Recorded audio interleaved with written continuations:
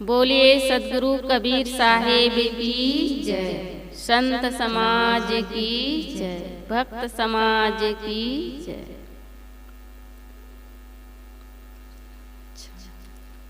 परम पूजनीय साहेब जी, मुद्ध मंगल में संत समाज, सत्संग प्रेमी बंधुओं,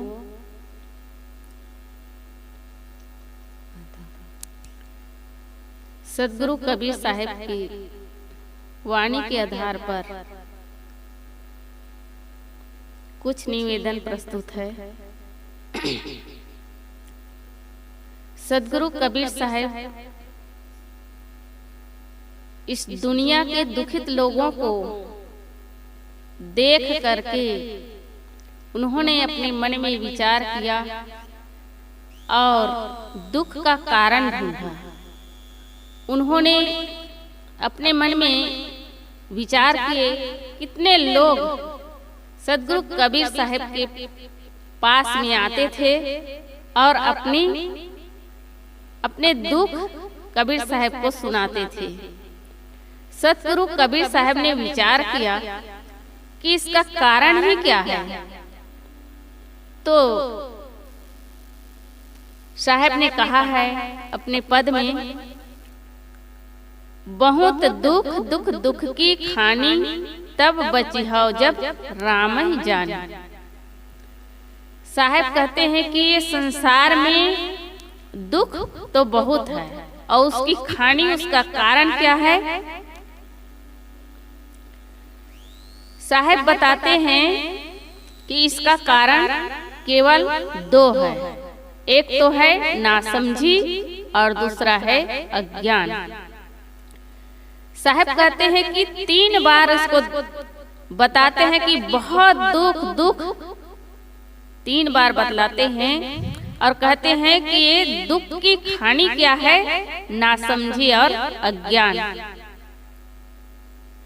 खानी कहते हैं किसी वस्तु का उत्पादन स्थान को। जैसे हम कहते हैं कि पत्थर का खदान, मुरुम का खदान, लोहा का खदान, सोना का खदान और हीरा का खदान कहाँ मिला है। तो इस प्रकार से जहाँ जिसकी उत्पत्ति स्थान है उसी को खदान कहते हैं। सद्गुरु कबीर साहब कहते हैं यह संसार केवल दुख का खदान है। इस संसार में लोग आकर के अगर अपने जीवन को, अपने विवेक को, अपने समझदारी को अच्छा उपयोग उसका नहीं किया तो इस संसार में दुख ही दुख है। और इस दुख को उसके छूटने के लिए साहेब ने कहा है कि बहुत दुख दुख दुख की खानी, तब बची हो जब राम ही जाने। साहेब कहते हैं उसके बचने के लिए, अगर तुम दुख से बचना चाहते हो तो अपने भगवान, अपने अंतरात्मा, अपने प्रभु चेतन जीव, उसको पहले समझो। उसको नहीं समझते हैं, इसीलिए हम इस संसार में आकर के दुख पाते हैं। और क्यों नहीं समझते, इस संसार में कितने भटकाने वाले हैं। हम एक तो अज्ञानवश भटक जाते हैं, हमें ज्ञान नहीं है, बोध नहीं है। उस परमात्मा, उस भगवान को पाने के लिए कहाँ कहाँ भटकते हैं। कहीं तीर्थ यात्रा में जाते हैं, नदी में स्नान करते हैं और चाहते हैं कि प्रभु यहाँ प्रकट हो जाओ। कहीं पेड़ पौधे की पूजा करते हैं और वहीं प्रार्थना करते हैं कि यहाँ प्रकट हो जाओ। अनेक जगह हम उस भगवान को ढूंढते हैं, उस राम को ढूंढते हैं और हमें नहीं मिलता है तो हम दुखी हो जाते हैं। लेकिन जिस अंतरात्मा चेतन स्वरूप भगवान है उसको हम समझ नहीं पाते, उसको हम पहचान नहीं पाते, इसलिए हम दर दर की ठोकर खाते हुए भटकते हैं। साहब कहते हैं अगर दुख से बचना है तो अपने अंतरात्मा रूपी राम का बोध प्राप्त करो। और दूसरी बात बताते हैं, राम ही जानी युक्ति जो चली, जो उस अंतरात्मा रूपी राम को जान करके युक्ति पूर्वक जो चलता है वही इस दुख से बच सकता है। युक्ति उपाय संसार में कितने लोग हैं जो अपने आप को कहते हैं कि हम तो युक्ति पूर्वक चल रहे हैं, लेकिन जो युक्ति पूर्वक चलता है उसको दुख नहीं होता है, क्योंकि जो युक्ति पूर्वक चलेगा वो अपने आप को दुख से बचा लेगा। संसार में कई महान पुरुष है जो अपने जीवन में युक्ति पूर्वक चल करके स्वयं का कल्याण किया और दूसरों का भी कल्याण में सहयोगी बने। तो जो महान पुरुष है वे अपने जीवन में दूसरे के हित चाहता है, वो व्यक्ति कभी दुखी नहीं होता। एक कहानी है कि पार्वती जी एक नदी में स्नान करने के लिए चली जाती है। वहां एक बच्चे को मगर खींच रहा था, तो पार्वती जी कहती है कि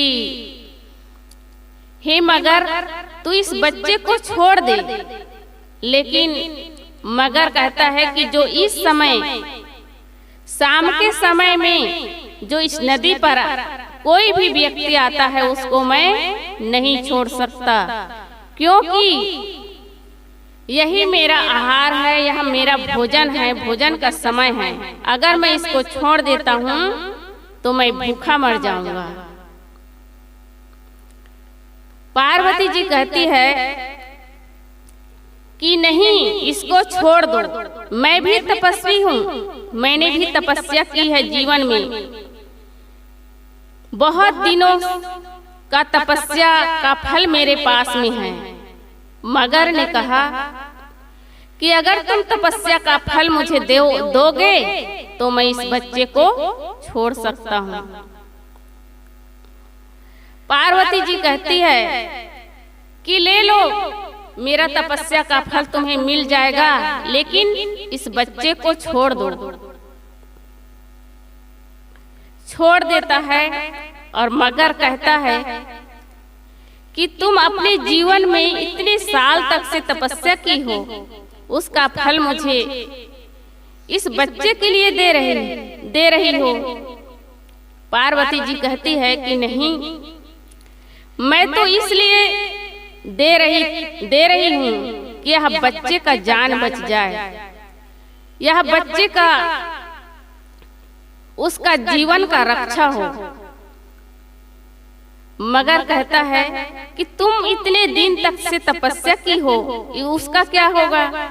कहते हैं कि मैं तो जीवित हूँ और तपस्या कर लूंगी, लेकिन यह बच्चा इस मनुष्य शरीर को छोड़ देगा और तुम्हारा आहार हो जाएगा, तो इसका जीवन का खतरा है, इसलिए मैं तपस्या का फल दे सकती हूँ, लेकिन इस बच्चे को बचाना चाहती हूँ। तो जो व्यक्ति अपनी शक्ति चले तक दूसरे का हित चाहता है, वह व्यक्ति वर्तमान का हानि को वे नहीं देखता, जो उसका परिणाम है उसको देखता है। तो साहेब जी कहते हैं, बहुत दुख दुख दुख की खानी तब बची हो जब राम ही जाने। जो अंतर आत्मा रूपी राम को जानता है, जीवों पर दया करता है, दुखियों का सहयोग करता है, वह व्यक्ति संत होते हैं। और वे मनुष्य जीवन में दया तो सबको चाहिए, इसीलिए साहब कहते हैं कि जीवों पर दया करो तब बची हो जब राम ही जानी। जो अपने अंतर आत्मा को जान करके उसके प्रति भक्ति भजन करता है, उसमें स्थिति करता है, साधना करता है, वही इस संसार के दुख से बच सकता है। इस संसार में दो प्रकार के दुख है, एक मानसिक दुख है और एक शारीरिक दुख है। शरीर के दुख से तो हम बच सकते हैं किसी डॉक्टर वैद्य के पास जा करके, औषधि ग्रहण करके या संयम पूर्वक खान पान में संयम करके हम शारीरिक कष्ट से बच सकते हैं। लेकिन मानसिक कष्ट से हमें स्वयं को सोचना होगा। ये मानसिक कष्ट बहुत ही दुखदाई होता है। हमारे मन में गलत जो धारणाएं बन गई है उसको हम छोड़ नहीं पाते हैं। इसीलिए साहब कहते हैं कि संसार एक महाजंगल है। इस जंगल से अगर बचना है तो हमें युक्ति चाहिए। युक्ति युक्ति चला संसारा, निश्चय कहा न मान हमारा। साहब कहते हैं कि संसार से जो बचे हैं ये युक्ति ही युक्ति पूर्वक चले हैं, तभी संसार के दुख से बच पाए हैं। अगर तुम भी संसार के दुख से बचना चाहते हो तो अपने राम को समझो और युक्ति पूर्वक चलो। जो युक्ति पूर्वक नहीं चलता है इस जंगल में उलझ जाता है। सदगुरु कबीर साहब अपने भजन में कहते हैं कि यह संसार कांटों की बाड़ी, उलझ उलझ मर जाना है, रहना नहीं देश वीराना है। इस संसार में सबको थोड़े दिन के लिए रहना है। आज हम देख रहे हैं